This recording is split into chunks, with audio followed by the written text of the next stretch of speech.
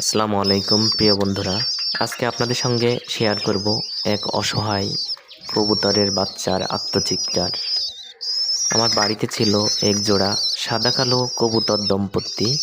তারা প্রতি মাসের মতো করে তাদের বাসায় খড়কুটো টেনে 2টা ডিম দিয়েছিল।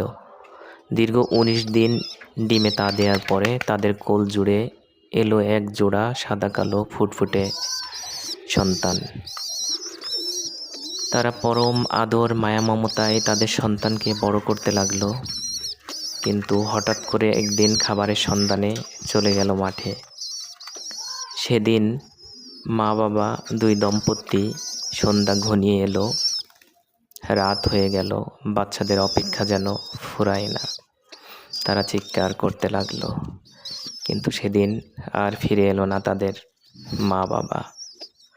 বাচ্চাগুলো এভাবে চিৎকার করতে থাকলো। ওদের চিৎকার দেখে বড্ড মায়া লাগলো। এখন ওদেরকে আমি 3 বেলা খাওয়াই দিচ্ছি নিজে হাতে করে, তবুও তাদের চিৎকার যেন থামে না মা বাবার জন্য।